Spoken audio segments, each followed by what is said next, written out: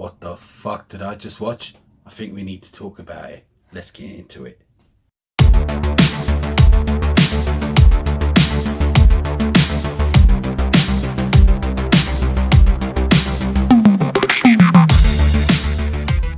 Hello and welcome to another video here at Movie Mash. And before I carry on, please hit the subscribe button just down below, just there, and it helps with the channel. Thanks. Now, let's get into this. Orphan Kills is the prequel to the 2011 Orphan.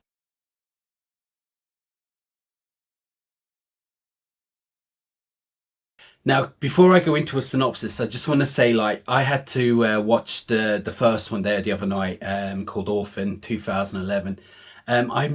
I know I've seen it, but it was very vague in my mind, so I thought I'd give it a quick watch, so I think it would be fair to give this one a better, we'll say, synopsis and review.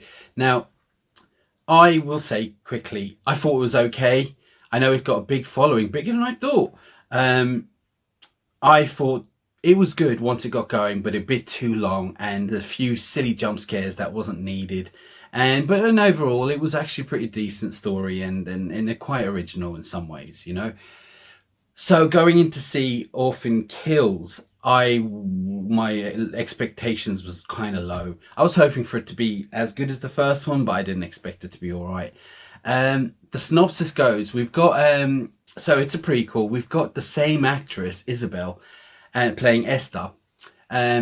It's before, as prequel, it's before the last event, and it's called First Kill. And the thing is that, well, the story goes is that she's in some kind of mental institute. She's being adopted into a new family, and it's the events of, I think it was touched upon on the previous Orphan about what happened before, and it's this. So she's just being adopted into a new family. Now, did I enjoy it? Yeah, I did. Now, I didn't think I was going to. Mostly through halfway through, I was a bit ugh. But I will say that some of the film at the beginning, the first half of the film seemed a bit convenient, a bit easy, a bit silly, and that wouldn't have happened. And I thought, I'm going to have to go over, it's all going over my head. I'm just going to have to just put up with all these reasons why these things are happening, But as it gets halfway through the film, there's a plot twist that I wasn't expecting, and it made all the things that I thought were silly and too easy to have happened make sense. And I'll be honest with you, I started getting really invested in it. Now, I don't want to give away spoilers, but I will say the plot twist made me open my eyes, and it changed the whole dynamic of the film. And parts of it even made Esther, her character's name is. She is not a sympathetic character. We don't feel sorry for her. We don't like her. She's a bitch if you've seen the first one. And she's a bitch on this one. But the film actually makes you even feel sympathetic. A little bit. Not terrible, but gives you moments of, oh, I've kind of feel sorry for this serial killing 30-year-old woman dressed up as a 10-year-old, I think she is. And that was really good. Now, the pacing on this film, when I go into the positives now, the pacing on this film was actually really good. So there was no dull moments like the last one. It was just dragging on a little bit for me. This one went one to the other, and it was just greatly paced. Now, I thought it was very bold of the film to cast the same actress now that she's 25. 11 years after the original, and I actually thought she done a really good job, Isabel Fuhrman.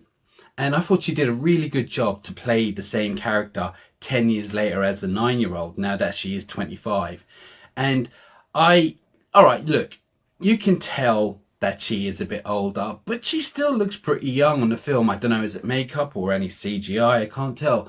They probably got a different actress, as a stand-in when it was showing her at, small in height and stuff like that. But as I said, she did a really good job. She plays a twisted little 10-year-old, and she does it really well. And my hats are off to her. And my hats are off to the people that who had the idea of bringing her back, because she did really well. And, she's a lot older, and good for them. I mean, instead of casting another actress, which was good. Julia Stiles. she's supposed to be considered a decent actress, and I have to say I think that she is, but I only know her from bits and pieces. Like, I think she was on that film with what was it, 10 Things I Hate About You, with what's his name, the Joker, also Heath Ledger. Also I see her on The Bourne Identity, and she was on oh, I think she was on, what was it, actually she was on The Omen, the remake, which is to do with a crazy child again. So, you know, I suppose she has experience at this. But the thing is that she's a good actress, and she plays the part well on this. I don't want to give away too much about any of the characters, because I want you to watch this the same way I watched it. I want you to be surprised and what's going on with the whole plot and the story. So when you're watching the first half, if you go and see it, and some things look silly and you think it's because I thought this film at first, it felt like a copy and paste of the first one. I was like, oh my god, you're just literally doing the same thing again, you know, just changing a few things. But no, it wasn't. They changed it up a little bit, and if you get through the first half, it will all make sense, and it's worth it, you know. Now, William Brent Bell, he didn't direct the first one. He directed directed films like I think The Boy and Deliver Us from Evil, which were okay. They were run-of-the-mill horror movies and all that. So, you know, he did a good job, I think. I think the cinematography was pretty decent. Some angle shots, some of the shots are really good. So yeah, in general, I have all of my positives are everything about this so far was a good fun time. Now, when it comes to negatives, I don't have many, because the reason why is that if you really wanted to, you could probably pull this film apart, you know. And that would be just stupid to do. You go in knowing what the kind of film it is, so you're expecting certain things, you know. And you know what, I'm allowing, because like if I really could say, look, she didn't look she didn't look younger or any of that, I could pull this all apart and find out shots where it looks like it might be another actress playing her as a shorter person. So I'm not going to start doing all that. It is what it is, and I had a fun time with it. So there's not many negatives. I will say, it's more of a nitpick. It's barely worth saying, but I'm gonna say it anyway, right? I wish the kills were a bit more gross or gruesome or gory, you know, because it is tied in a horror film. But I think the psychological part of it is enough horror in it. But yeah, I think the kills could have been a bit better. The kills were pretty decent in the first one, so I was kind of hoping a little bit more, but it didn't ruin the film for me at all, and it's only a nitpick. So bottom line, this is a fun movie for what it is, yeah? I mean, is it going to be a classic? I doubt it. Is it going to be remembered in next year? Maybe, because I didn't remember the first one. But I will say, as I repeat it myself again, halfway through the film, and the plot twist was halfway through the film, not at the end, it changed everything. It changed the game for me, and I was actually really happily surprised, and I really got invested in the film. So if you were going to go on your first date or take someone somewhere, this is definitely an hour and a half. It's definitely worth a watch, and I am going to give it a thumbs up. Now, before I go, I want to ask you a question. Did you like the original?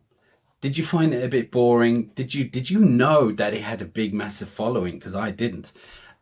Just let me know in the comments below. Also, I want to ask, have you seen this one? Did you think it was better? Let me know in the comments below, and like and subscribe as normal. But for now, and until next time,